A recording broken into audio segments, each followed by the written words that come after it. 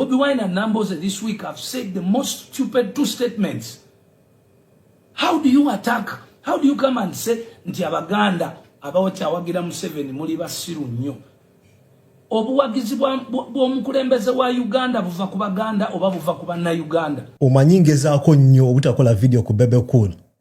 Naye tatuwumuzzaamu. Lwaki omusajja tomwesonyiwa? Amawulire gabeera mu ggwanga tujja googerako. Tucoveringa lifestyle, tukola ne political commentary. So singa ekintu kiba kigenda mu maaso tujja kukyogerako. Okay. Mwami Moses Sali alias Bebe Cool yavuddeyo n'akola TikTok live endala. Yakoze mu luzungu kye tuyita rant ogimanyi ng'oli mu nnyiivu eyogeza maanyi. Mu rant yeeno oba mu commentary ye oba mu kuwendowooza ye Mr. Moses Sali twamulabyeko. Ojja tegeera kye ntegeeza mu maaso awo. Twalabye ku Mr. Moses Sali. Naye n'akitegeera n'aswitchinga to Bebe Cool. Katandike video. Bobi Wine and Namboze this week have said the most stupid two statements. How do you come and say nti abaganda abawakyawagira Museveni muli basiru nnyo? Obuwagizi bw'omukulembeze wa Uganda buva ku baganda oba buva ku bannayuganda? Why is your topic always about baganda? Can't you have common sense and see nti nekyo kikukyaya tribes endala? Bebe Cool, wowuliriza ebigambo byo oyinza okugamba alina point. Naye labidde ekintu kimu nti His Excellency waba akola zino address yezaalaba ku TikTok bu clips. Problem eri wano yabutalaba gundi zonna namba. Kulabamu ka clip no picking up moment. Nojja no reacting ku clip ye issue eri wano. His Excellency waba ayogera eri abaganda ajja kubayita abaganda. Zino address ezitambula ku internet ebiseera ebisinga abeera mu Buganda. Kyobulaba nti agenda ku addressinga abaganda. Wagenda embalala ajja ku addressinga abanyankole. Tajja kwogera ku ki? Ku Buganda. Tajja kwogera ku baganda. Bino ebintu ebitambula ku internet most times clip zolaba abeera mu Buganda ng'akola address eri abaganda mu Luganda language esinga okwogerebwa abantu abangi mu Uganda. So Bebe Cool wano yavuddeyo n'ayisaawo endowooza frustration ye. He has a right ye ng'omuntu okuwa endowooza ku bintu. Nti His Excellency yayogedde bw'ati ali frustrated n'avaayo naawe endowooza ye. Sisobola kumufaultinga kozi naffe kye tukola. Tuvaayo ne tuwa endowooza yaffe. Naye kye ngenda okumusaba addeyo afune context. Alekeraawo okureactinga ku clip. Okulaba clip ku TikTok najja n'agireactingako. Olaba Bebe bwe yakoze address eno kanyite address yabadde ku TikTok live eyo nagirabye yonna nabaddeko. Ekimu ku kintu kyayogedde yagambye one of our kigamu kye yakozesezza eringanga bomu ebaddewo eri TikTok. Ate wano ndaba akikaatiriza nnyo nti ekizibu kyekina ku TikTok egenda kulonda moment egifuule viral. Nti ngenda kukola video ya 20 minutes ngambe ananga awo Bebe yabadde ekyevu kye takisanyiridde bulungi naye ng'alinganga bw'ati. Owa TikTok agenda kusulamako ka moment bakasindikire Bebe. Agenda kunyiigira based on that section. Kati nze ndowooza yange eri nti bwe yakoze address eno yalonzeemu particular sections ezabadde zitrendinga without taking time okuddayo n'alaba okay eno video yatandise etya kiki yayogedde. Omuntu ayinza ovaayo n'agamba nammwe kye mukola no. Bwe tulondamu ka section ke tubalaga tusooka kukola background check.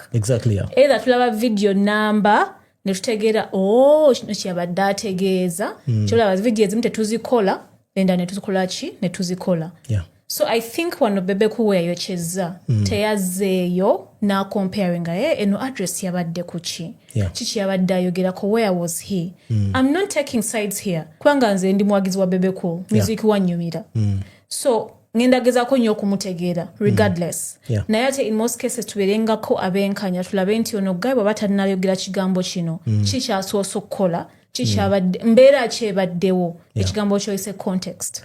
Nga bwe nkugambye Mr. Moses Sali sigenda kumunenya kozi muyimbi mupya mu bintu bya commentary tanaba kuyiga ebintu obikwata otya ng'okommentatinga ku bintu ebyenjawulo kyobalaba nti yabuukidde clip tamanyi nti waliwo waaka gw'olina okukola before tumala gajja n'obuukira oyinza okwokya cause evidence ebeerawo singa tumuzannyira video gy'ayogerako n'agiraba mu bulambulukufu bwayo ye kennyini ajja dawutinga bye yayogedde ajja kwebuuza nabadde ndi ku kyo wano so advice nyinza okumuwa cause kino nkibagamba nnyo maaso awo ngera kyemfasizinga Mr. Moses Sali musajja mugezi ne problem zijja nga switchinze to Bebe Cool maaso awo mujja laba kyentegeeza simanyi olinamu omusujja ki ng'otandise okuwana Bebe Cool si muwalana Bebe Cool ye ng'omuyimbi nali mwagala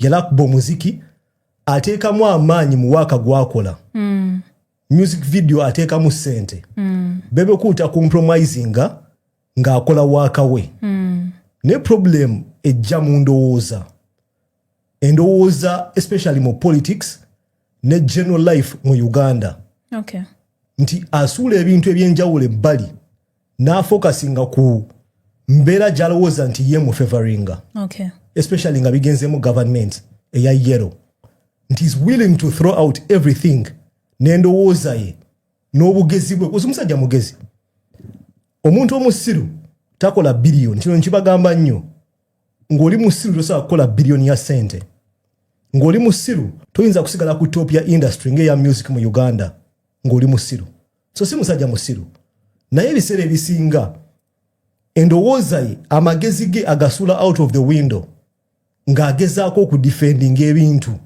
byetasobola kudefendinga for us of course tukuba engalo naye ate kinuma nnyo kati njagala nnyo okuexposing exactly wakinali ngamba ntino Bobi Wine omutwe gwo munafu nnyo at least emyaka gy'omaze mu politics today wali badde oyina ky'oyizeeko Museveni bw'aba kuba akalulu wali badde oyiga akubira wa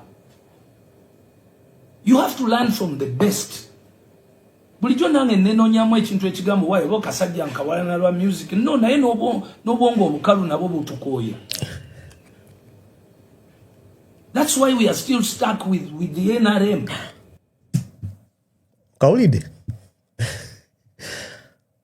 Ojolide yakugambye that's why we are still stuck with the NRM ngali mu rant kwegamba yagenze ku rant oba okuyisaawo endowooza ng'oyogera speed ng'olina obusungu nekimusumatuka yabadde ku live we nawulidde ebigambo bino natudde wansi n'endowooza Mr. Moses Sali abeera munyiivu eri his excellency because alaba sometimes mu maaso ge nti his excellency alina ekintu kyakola ng'alaba kijja balemezaako NRM oba okitegeera kisoboka okuba nga Mr. Moses Sali yakoowa NRM kyogezaako gamba nti endowooza yo endowooza yange endowooza yo eri ku bigambo byayogedde osanga Bebe Cool agamba kale Bobby naawe kasajja kakulemye tutaasa akasajja wenziramu n'enguzanyira ebigambo ebyo kyategeeza ikira Mario wegayaza okugamba nti you should learn from the best n'amuyita Museveni njagala muddeyo mulabe videos zange muyita General Museveni ate nga nze ndi wa opposition muteekako respect okitegeera Mr. Moses Sali nakugambye eno ndowooza yange muyinza okumpakanya oba okukkiriza nange ne mu birowoozemu ebintu bino nze muyita General Museveni omuyaya ali ku payroll tamuteekako title ng'ali mu rant njaga mujjukire nti ebintu bino yabyogedde si mu state ye ya bulijjo yabadde arantinga nga munyiivu omuntu obeera omunyiivu sometimes subconsciously ojja kwogera oyitike ate oba oyogera subconscious mind yo kizibu nnyo okulimba kigambo kiyitawo nga kibadde tekirina kuyitawo kyebayita okuyitika mu Luganda nti yakugambye you should learn from the best yigira ku Museveni yigira ku basingako yigira ku Museveni question yange wano wejjiramu buno obusungu bwonna Mr. Moses Sali njagala wekkaanye simuyita Bebe Cool nkulaba muyita Mr. Moses Sali kubanga kayogedde okaagadde si kukaagala kyonna kibagamba ne video ne webadde etandika Mr. Moses Sali musajja mugezi. Omusiru takola billion omusiru tobera mu industry no dominating okumala emyaka ejo na jonna. Si musajja musiru. Nena gambye ko nti wa switchinga. Nadda mu Bebe Cool aja sula endowooza ye out of the window. Naye tumulabye ng'ali mu rant subconsciously n'ayisaawo ekigambo bannayuganda bangi naye kennyini mu maaso awo ojja kumulaba ng'akitegedde. Omusajja tomugisa ku payroll. Ngawe nkugambye eno ndowooza yange muli free okugiwakanya. Nenze nagambye kisoboka okuba in terms of politics. Eno eyinza oba ye video gye nsembye okuwakanya Mr. Moses Sali. Kiso ky'ogamba eri munda eri mu subconscious osanga Bebe akolera Bobby. Sikolera Bobby. Akoye okumusibako NRM akyogedde. Nziremu kazanyi. Akugambye. Mutusibyeko NRM oshegera. Iyo statement okujogera kankubuli eri deep. Goyinzo kitwalanga eky'omuzannyo. Naye it's a deep statement. Eyogera bingi. Ate ajogedde mu busungu bambi. Nze omulimu gwange ku communicating n'abantu. Nina skill bbiri mu bulamu kwogera na active listening. Toyasama bwasami oyogera. Si kwasama mpuliriza. Okay. Nsobola otuula wansi omuntu n'ayogera essaawa namba conversation engena nenjiwandiika after 30 minutes. Word per word. Ye skill gy'olina okuba ng'olina okukola omulimu gwenkola professionally. Olina okuba ne active listening. Olina okuba ng'osobola okurelayinga information. Owuliriza bit by bit. So active listening ya mugaso nnyo. Olina okuwuliriza. Si kuwuliriza kuwakana naye owulirize otegere kye bagamba. Abantu abasinga tebakiina. Mr. Moses Sali statement gye yakoze wogikuba mu torch nodda n'olaba behavior ye mu video ne nnyini akulaga omusajja akooye okumusibako NRM. Wano wembabuuliza ngenda kuddamu nawe nkikubuuze naawe andaba waliwo embeera etera okubeerawo muli n'alaba nti embeera negenda tusibako NRM n'avaayo nga munyiivu. Bino byoyogedde. Mumpita conspiracy theorist nena bagamba soogera bintu nga omuntu abyogedde mu sistema kigambo. Sikola breaking news. Bine bigambo Mr. Moses Sali abyogedde. Okoze deep thinking and deep analysis. Wantu ayi deep thinking and active listening. Bannayuganda abasinga obungi bajja kumuyita mu 7 kozi bamukyawa.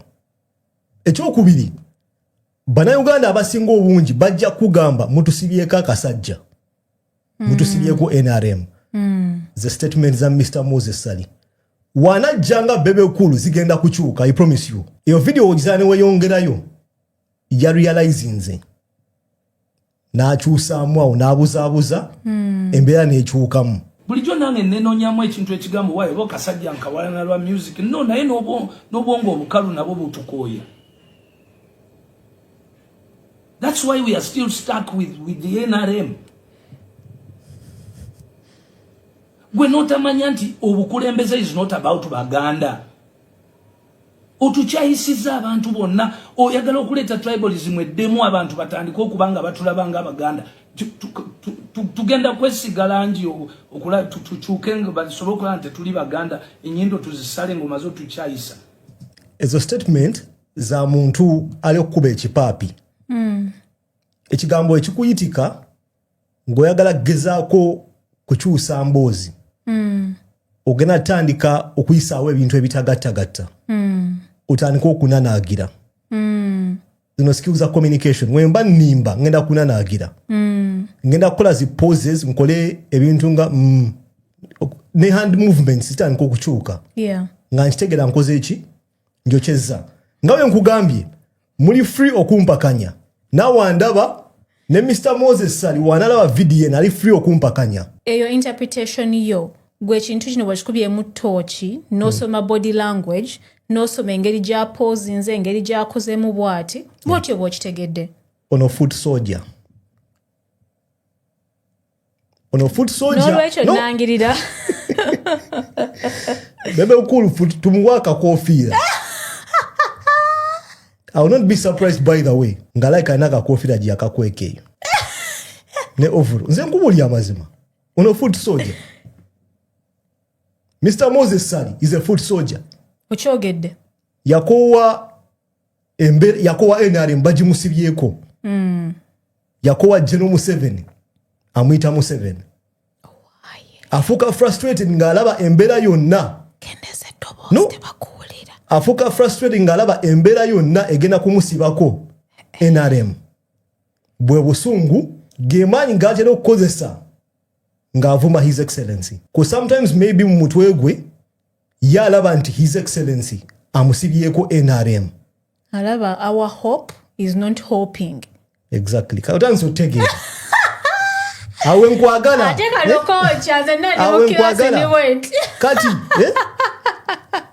waliwo baferi abadai hadi ba Bebe Cool abagenda okuvaayo bagambe nti nedda njagala oveeyo odifendinga ekintu kyayogedde nze nkwade scientific breakdown nti omuntu wonyiiga subconsciously ogenda kuyisaawo ebigambo byowulira ebyo nti omusajja bamugambe si gwazaala omwana mu busungu ng'omukazi akoze eki anyiize byowulira ebyo nti bakuta omusajja ng'akiitinga omukazi n'anyiiga n'amugamba nange nebakano wa bodo kitegeera mu busungu subconscious mind terimba ate evaayo mu busungu ne mu mwenge Mr. Moses Sali foot soldier okizeemu neera ngenjimuwadde sikugambye Bebe Cool nze nkugambye Mr. Moses Sali ate throughout this video mbadde respectful teri kuzalawa cause njogera ku foot soldier munnange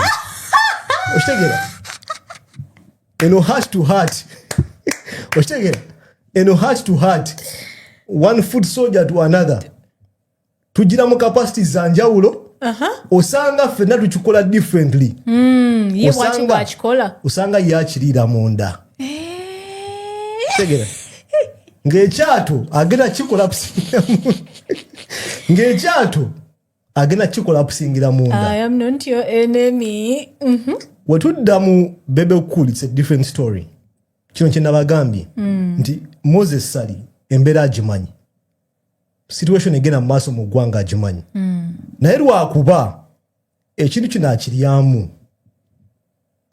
yesibako Bebe Cool n'athrowinga endowooza yonna wabweru mu ddinisa n'agaana okukola ebintu Moses Sali bye yandikoze Moses Sali ye mugezi Bebe Cool ali after money kano kabagezi